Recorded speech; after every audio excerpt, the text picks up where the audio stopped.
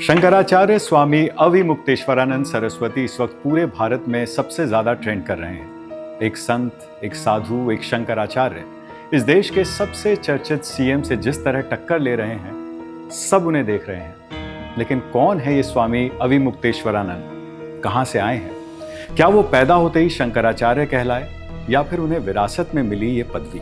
भारत के सबसे कंट्रोवर्शियल और सबसे कम उम्र के शंकराचार्य अविमुक्तेश्वरानंद की पूरी कहानी काफी दिलचस्प है और इस वीडियो में हम आपको वही बताने वाले हैं।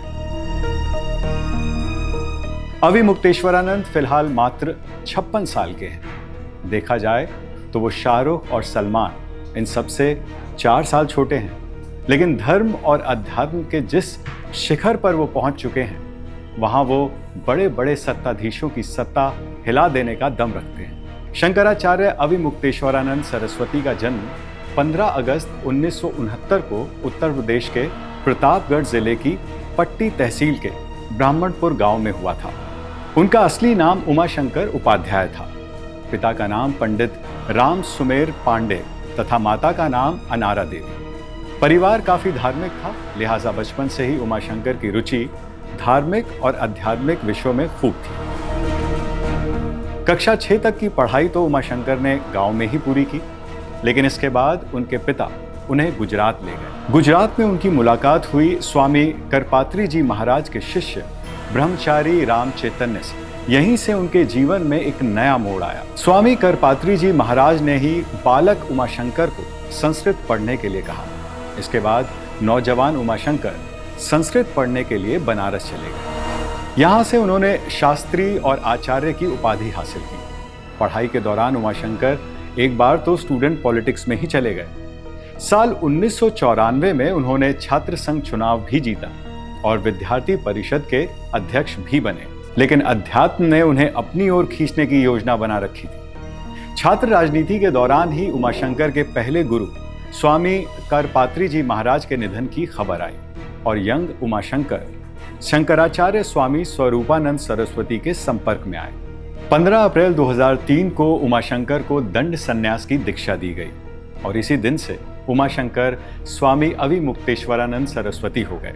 संन्यास लेने के बाद से ही स्वामी अविमुक्तेश्वरानंद फिर कभी अपने गांव ब्राह्मणपुर वापस नहीं गए। सन्यासी होने और दीक्षा लेने के बावजूद सामाजिक और धार्मिक मुद्दों को लेकर अविमुक्तेश्वरानंद के तेवर काफी तीखे रहते हैं। साल 2008 में उन्होंने गंगा को राष्ट्रीय नदी घोषित करने की मांग को लेकर काशी में 112 दिन तक लगातार अनशन किया। लखनऊ से लेकर दिल्ली तक सरकार हिल गई और खुद अविमुक्तेश्वरानंद की हालत इतनी खराब हो गई कि उन्हें अस्पताल में भर्ती कराना पड़ा। अंत में अपने गुरु और उस वक्त के शंकराचार्य स्वामी स्वरूपानंद सरस्वती के आदेश पर उन्होंने अपना अनशन समाप्त किया। इसी दिन अविमुक्तेश्वरानंद के गुरु स्वामी स्वरूपानंद समझ गए कि उनकी गद्दी का अगला वारिस यही है। अविमुक्तेश्वरानंद ने पूरे 22 साल तक अपने गुरु की सेवा की और सितंबर 2022 में जब स्वामी स्वरूपानंद सरस्वती का निधन हुआ तो उनकी विरासत के मुताबिक स्वामी अविमुक्तेश्वरानंद सरस्वती को ज्योतिर्मठ का 46वां शंकराचार्य नियुक्त किया गया। लेकिन फौरन ही इस पर विवाद भी शुरू हो गया और फिलहाल ये मामला सुप्रीम कोर्ट में है।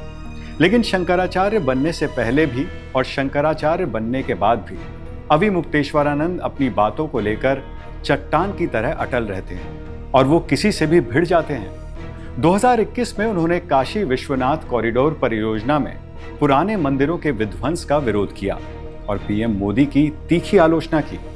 फिर अयोध्या में राम मंदिर की प्राण प्रतिष्ठा को लेकर भी उन्होंने कड़े सवाल उठाए, क्योंकि मंदिर का निर्माण कार्य अधूरा था। इतना ही नहीं, केदारनाथ मंदिर से 228 किलो सोने की चोरी पर भी अविमुक्तेश्वरानंद ने मुखर होकर आवाज उठाई और इसे सोना घोटाले का नाम दिया।